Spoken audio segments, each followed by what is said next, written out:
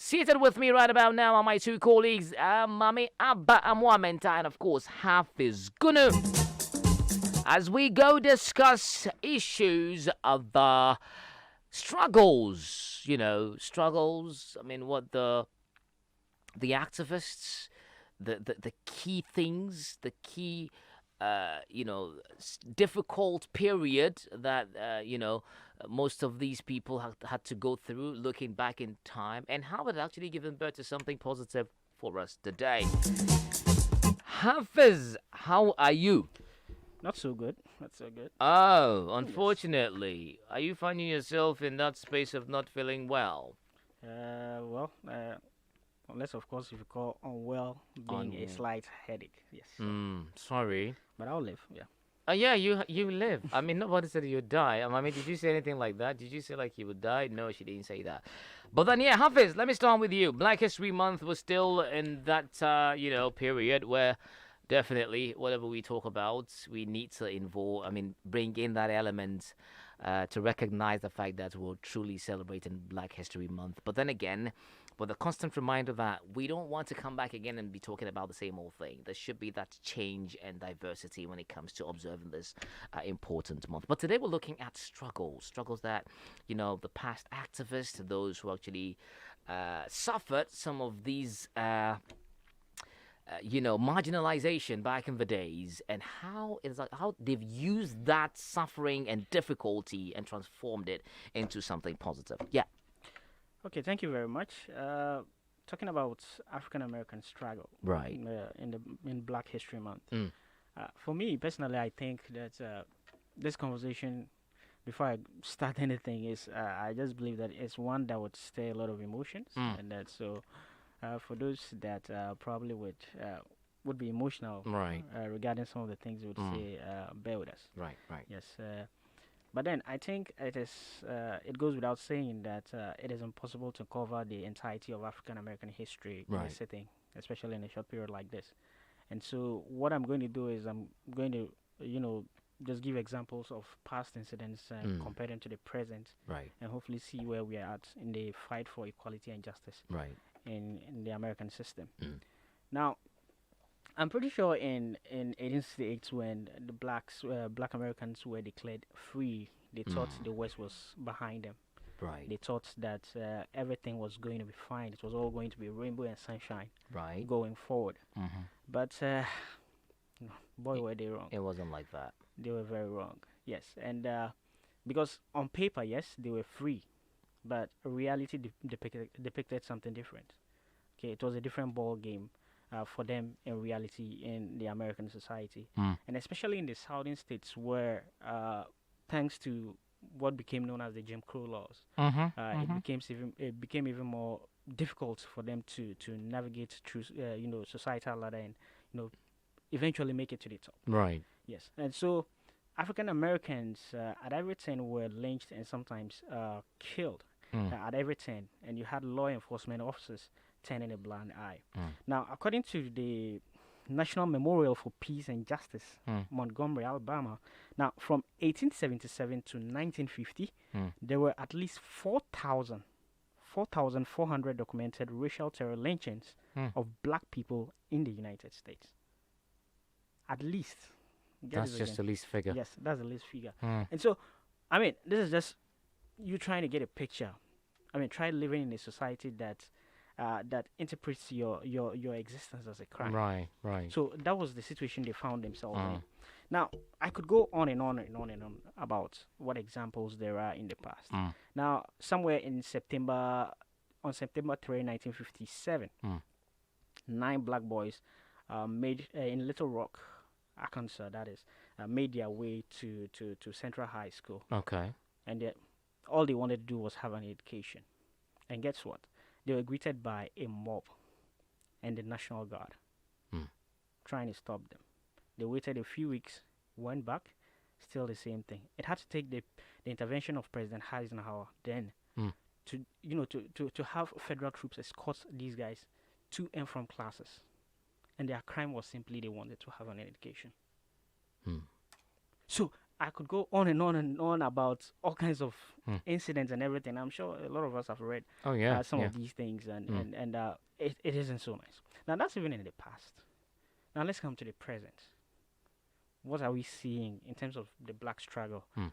Uh, well, racism, inequality of all forms, and whatnot has assumed a different dimension these days. True. These days, you have, I'm sorry to say, but these days you have a lot of white folks far too easily call on deadly force to ensure their comfort. Mm. Now, let me give you some few examples here and there. Mm. And interesting times. Now, listen to these examples or these headlines, actually. I came across some of these. I just decided to put together some headlines. Mm. And trust me, you won't believe the reasons why some black folks, you have cops called on black folks. Mm. And it could just go from you taking a walk or just napping at Starbucks or doing whatever. Okay. Now, according to the New York Post, 2nd August 2018, now a white woman calls cops on black woman are waiting for an Uber. Just that. Just that. Now, on the Huffington Post, 23rd June 2018, Right. a white woman calls police on 8-year-old black girl selling water. Just water. Just water. And an 80-year-old. Moving on. Now, Okay. according to the Huffington Post, 11th May 2018, now a woman calls police on black family for barbecuing at a lake in Oakland.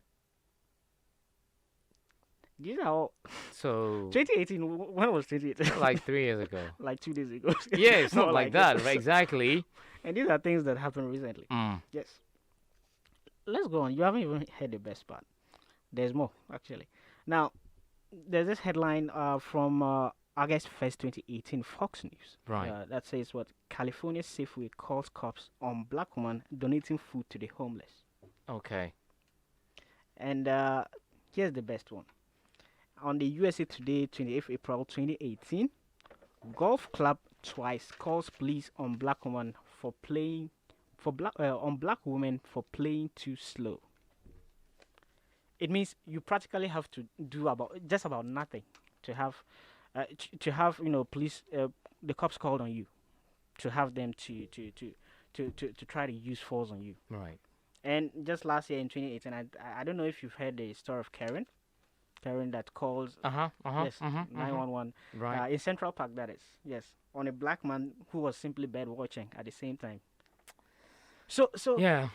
the struggle has changed. Yes, the struggle is still very much prevalent, but it has assumed a different shape. Yeah. dimension. Mm-hmm. Yeah, and so, but then as we go on, I'll definitely be looking at the progress. as well. Right, definitely. All right, thank you very much, Hafiz. I would be bringing in my other colleague, Mame. She would be sharing with us as well issues of struggle. Of course, we are in the Black History Month, and there are pros and cons, and we definitely want to start somewhere. It's more of like reflecting upon some of the achievements, because it was a difficult moment at that time, right? And trying to find yourself through, to get your voice heard, to be free, to not be scared of anything, to get your rights respected. It was a difficult moment. Mami? Barry. Yep, here we are.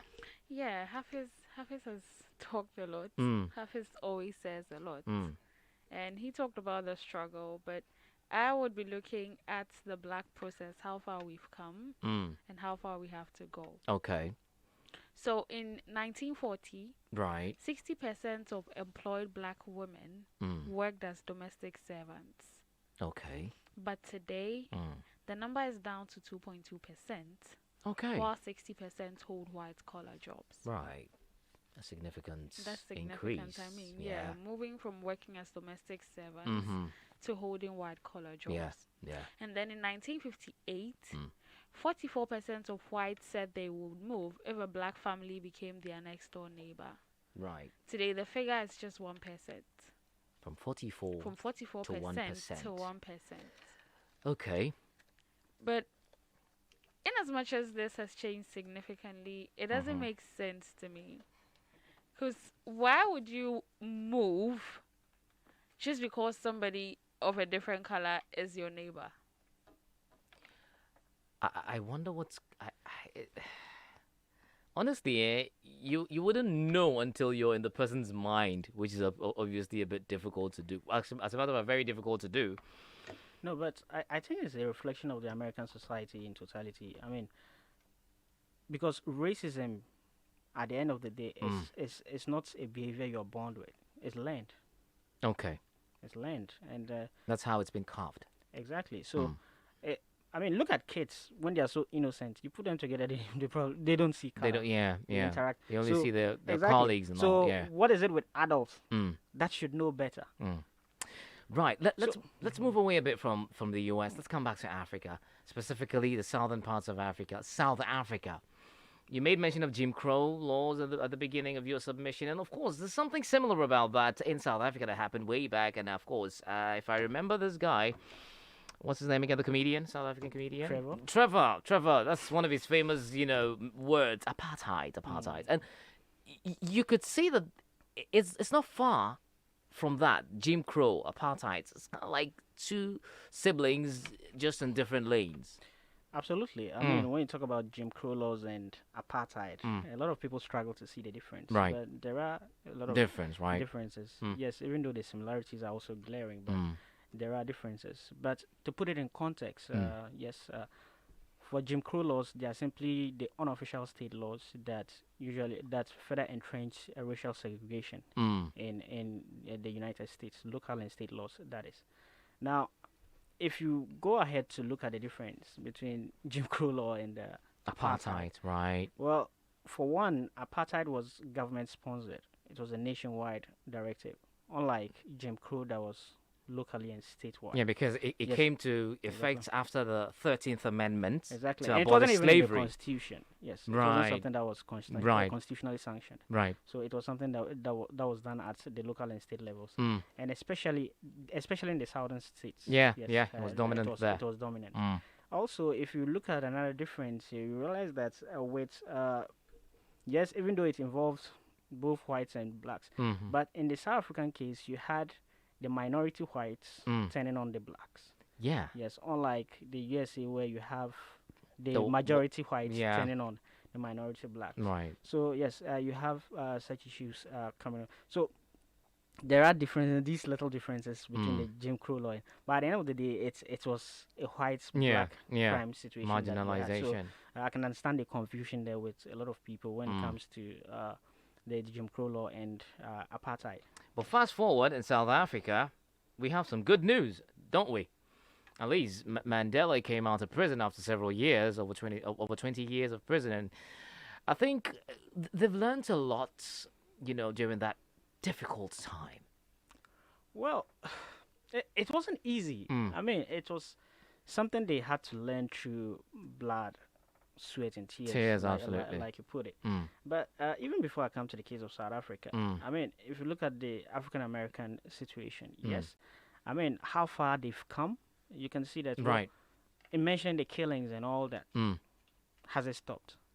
I think we have the issue of George Floyd still very fresh in our minds. Mhm. So I don't think that is actually an issue. Mhm. But in terms of progress, I would say, well, these days, these acts are captured on camera, tape, on yeah, tape and yeah, everything. yeah. Before I mean, these things would happen, and No one would even know. before you would actually, hear of these Yeah. killings that took place. Exactly. And so these days we have it being captured, and and law enforcement actually going after the perpetrators. So there's a lot of work there, but I think there's It's an very improvement, slow progress. at least. Yes, but there's an improvement in there. Mm. In terms of education, now look at what these 9 boys had to go through. Yeah. They called them the Little Rock 9. Mm. I mean, what they had to go through, all because they wanted an education. Okay. These days we have what we call the HBCUs, historically black Yeah, colleges. black and colleges, right, Yes, right, we're talking right. about what Tuskegee, Hampton, Howard, and all that. Mm-hmm. So there's a lot of improvement, but there's still a lot of work to be done. Yes.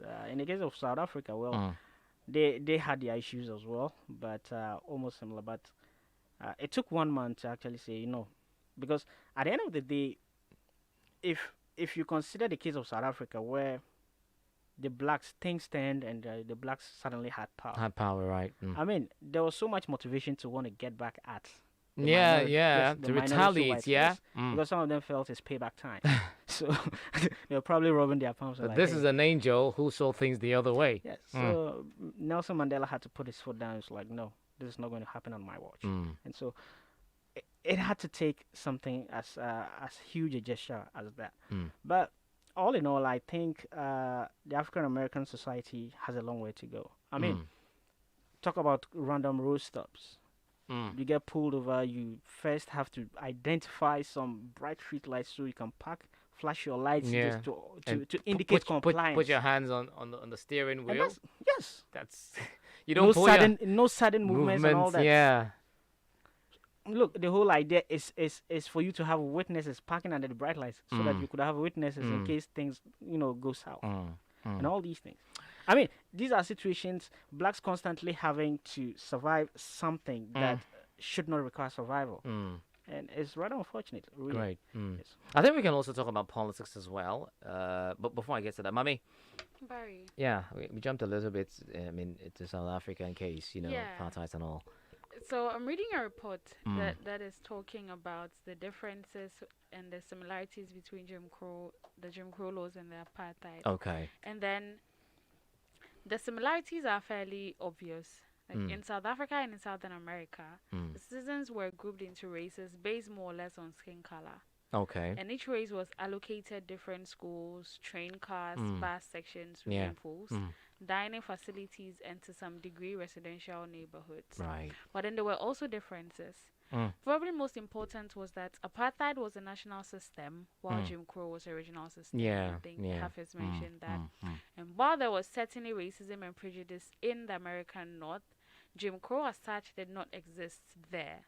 Black people could or did pull up stakes and move out of the Jim Crow South and required no passport or visa to do so. Right. Nor did America have the past laws that kept South African blacks imprisoned in their home townships. So in as much as they look the same, Okay. they have their differences as well. Right. And Jim Crow was not built into the American Constitution. The Constitution did not have to be changed significantly to get rid of it, except for the abolition of poll taxes. Ending Jim Crow was mostly a matter of enforcing the Constitution rather than changing it. Right. Whereas apartheid was It actually was constitutionally abolished. constitutionalized. They had to vote. Yeah. They had to. I think that was during FD de Klerk, the president of South Africa at that time. So it was like, you vote if you still want apartheid to exist or not. Yes. And then it was, hey, imagine, how can I vote for something that, Charlie? And you know what? I always ask myself, what is that thing that the Europeans had at that time? Because they were the minority group, and we had You're the talking black, Africa? in Africa, yeah, they were the minority group. But what is it? I think you what- asked Hafiz this question earlier today, I'm and then he talked about mental slavery. And I agree with him in the sense that... Where my Bob Marley song at? I'm about to drop that in a bit. And I agree with him in the sense that Yeah. these are people who came from their land, came down here, told us our cultures were bad, the way we lived was The religion- bad, the religion we practice is wrong. everything. Yeah. They basically came down and rubbished most of the things we used to do down here, and then taught us DS.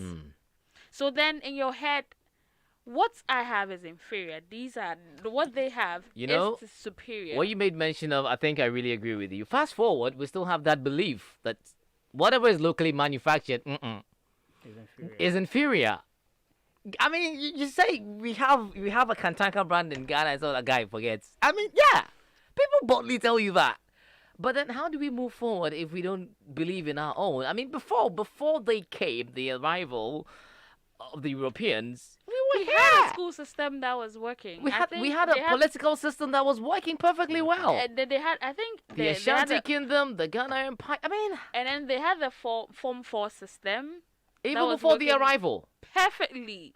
Oh, even before the arrival, if you take Nigeria, much of the issues that Nigeria is faced with Boko Haram and everything, you realize that it can be traced back to the colonial era. oh la la. Yes, because when they were leaving, before the arrival of the white man, Nigeria had a system, especially the northern part, the Zamfaras, the Bauchis, and Yobis and all. Yeah. They had a system that was working. until they came in and introduced the penal code and everything. And then when they were leaving, some said they wanted to revert back to what they were doing. Okay. And others were like, no, we want to stick to it. And that's where the Boko Haram thing came. Exactly. So you have some states, I think 11 states moved, but that's just by the way. I don't want us to digress anyway. Right, but then it's refreshing to know that at least there has been some progression over the years. It was difficult right from the onset trying to come back to your old ways, but definitely you wouldn't find it as smooth as it used to be. There a few lapses here and there, but we're getting there. I wonder when that would be. I think the first thing we can do is to emancipate ourselves from mental slavery. The show is Africa Daily on Africa Global Radio.